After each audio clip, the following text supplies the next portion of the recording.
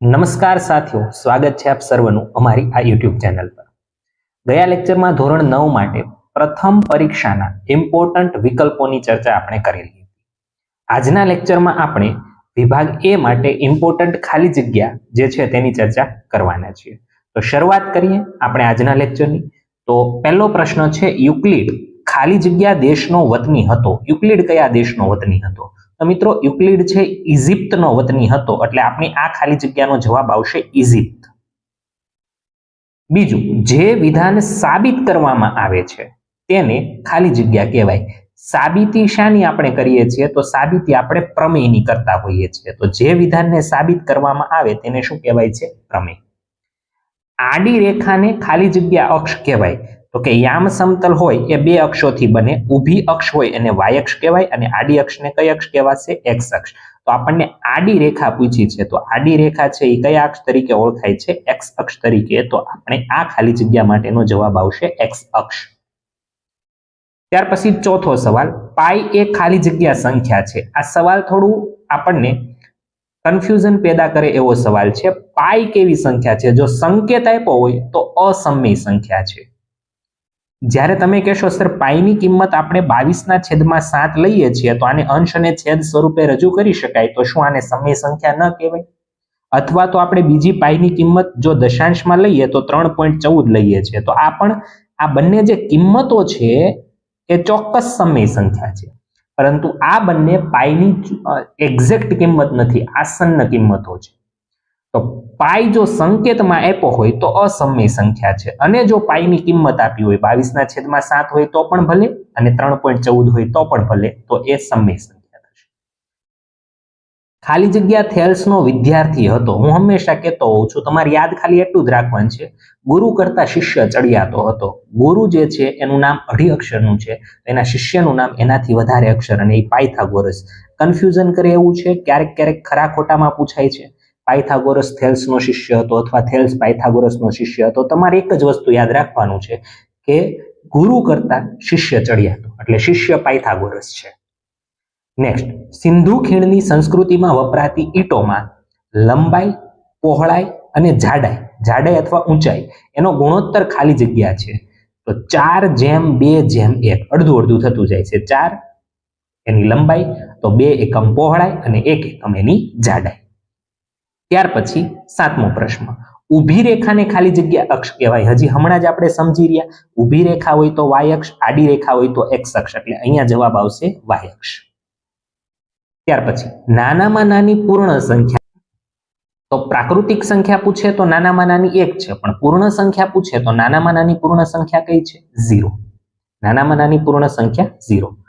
પૃષ્ઠની ધાર, પૃષ્ઠ કે અથવા તો સમતલ કે, પૃષ્ઠની ધાર એટલે કે લંબચોરસ હોય, ચોરસ હોય તો એની ધાર છે એ રેખા હોય। શું હોય છે? રેખા। પણ ઘનની સીમા, રૂમ હોય, રૂમની બાઉન્ડ્રી એટલે દિવાલ, તો દિવાલને શું કહેવાય? સમતલ અથવા તો પૃષ્ઠ કહેવાય। એટલે જો ઘનની સીમા પૂછે તો પૃષ્ઠ આવશે, પૃષ્ઠની ધાર પૂછે તો રેખા જવાબ આવશે।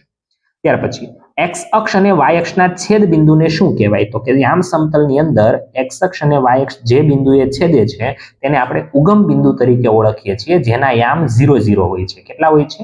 0 0। ત્યાર પછીનો સવાલ જોઈએ મિત્રો, તો કે વર્ગમૂળ 7 એ કેવી સંખ્યા છે? તો વર્ગમૂળ 7 છે જેનું વર્ગમૂળ નથી નીકળતું, પૂર્ણ વર્ગ સંખ્યા નથી અને વર્ગમૂળમાં આપેલી છે, તો એવી સંખ્યાને આપણે કઈ સંખ્યા કહીએ છીએ? તો કે અસમય સંખ્યા કહીએ છીએ। કેવી સંખ્યા કહીએ છીએ? અસમય સંખ્યાઓ કહીએ છીએ। પ્રાચીન ભારતમાં ભૌમિતિક રચનાઓ માટેનો મહત્વપૂર્ણ ગ્રંથ કયો હતો? પ્રાચીન ભારતમાં ભૌમિતિક રચનાઓ માટેનો મહત્વપૂર્ણ ગ્રંથ હતો શુલ્બાસૂત્ર। કયો ગ્રંથ હતો? શુલ્બાસૂત્ર। ત્યાર પછી શ્રીયંત્ર એ અંદરો અંદર ગૂંથાયેલા 9 ખાલી જગ્યા ત્રિકોણોનું સંયોજન છે। 9 કેવા ત્રિકોણો અહીંયા છે? તો કે સમદ્વિબાજુ ત્રિકોણો છે। કયા ત્રિકોણો છે? સમદ્વિબાજુ ત્રિકોણો છે। તો આનો જવાબ શું આવશે? સમદ્વિબાજુ ત્રિકોણ। બિંદુ -2 1 કયા ચરણમાં આવેલું છે? -2 1 માઇનસ પ્લસ, જો તમને ખ્યાલ ન આવે તો ફટાફટ તમે આ રીતે દોરી શકો। અહીંયા ધન x અક્ષ છે, અહીંયા ધન y અક્ષ છે, અહીંયા ઋણ x અક્ષ છે અને નીચે ઋણ y અક્ષ છે। ઋણ x અક્ષ છે, ધન x અક્ષ છે, ઉપર ધન y અક્ષ છે। તો આપણને પૂછ્યું છે minus plus, minus plus x યામ માઇનસ વાય યામ પ્લસ, તો એ કયું ચરણ આવશે? બીજું ચરણ આવશે. કયું ચરણ આવશે? બીજું ચરણ આવશે. ત્યાર પછીનો સવાલ, વર્ગમૂળ 1 પ્લસ વર્ગમૂળ 4 એ ખાલી જગ્યા સંખ્યા છે. 1 નું વર્ગમૂળ નીકળે મિત્રો. 1 નું વર્ગમૂળ કેટલું થાય? તો કે 1 થાય. 4 નું પણ વર્ગમૂળ નીકળે, કેટલું થાય? 2. 2 ને 1 3 થાય. તો 3 પોતે કેવી સંખ્યા છે? સમય. કેવી સંખ્યા છે? સમય. 3 ને મિત્રો પૂર્ણાંક સંખ્યા પણ કહેવાય. એટલે આના જવાબ આપણે બંને લખી શકીએ. સમય પણ લખી શકીએ અને પૂર્ણાંક પણ લખી શકીએ. એટલે કે અહીંયા 1 નું વર્ગમૂળ 1, 4 નું વર્ગમૂળ 2 અને બંનેનો સરવાળો 3 થાય છે. તો 3 છે એ કેવી સંખ્યા છે? તો 3 છે ને એ પ્રાકૃતિકમાં આવે, પૂર્ણમાં આવે, પૂર્ણાંકમાં આવે. અને આ પ્રાકૃતિક, પૂર્ણ, આ પૂર્ણાંક, આ બધી સંખ્યાને આપણે સમય સંખ્યા પણ કહીએ છીએ. તો આનો જવાબ અહીંયા જે આપેલા વિકલ્પો છે એમાં બંને જવાબ આવી શકે છે. બરોબર, સમય અને પૂર્ણાંક. પૃષ્ઠને ખાલી જગ્યા હોય છે. પૃષ્ઠ એટલે કે સમતલ. સમતલ હોય તો એને શું હોય? લંબાઈ અને પહોળાઈ બંને વસ્તુ હોય. બરોબર, લંબાઈ અને પહોળાઈ. રેખા આપેલી હોય, રેખા, તો રેખાને માત્ર શું હોય છે? લંબાઈ. યુક્લિડે રેખાખંડ માટે ખાલી જગ્યા શબ્દનો પ્રયોગ કરેલો હતો. યુક્લિડ ભાઈએ રેખાખંડ માટે કયો શબ્દ વાપર્યો હતો? તો રેખાખંડ માટે યુક્લિડે શાંત રેખા નામનો શબ્દ વાપરેલો હતો. કયો શબ્દ વાપરેલો હતો? શાંત રેખા. ત્યાર પછી 19 નંબરનો પ્રશ્ન જોઈએ.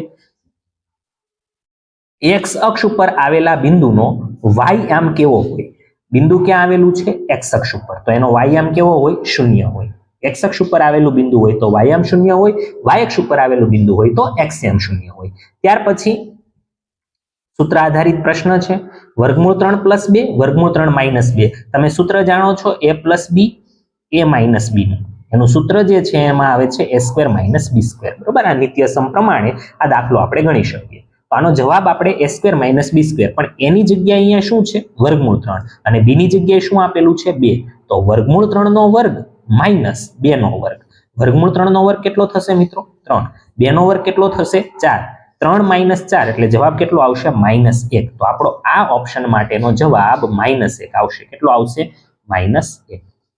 તો આ રીતે આપણા જે આ 20 ખાલી જગ્યાઓ માટેના આઈએમપી સવાલો છે એ તમારા સમક્ષ રજૂ કર્યા.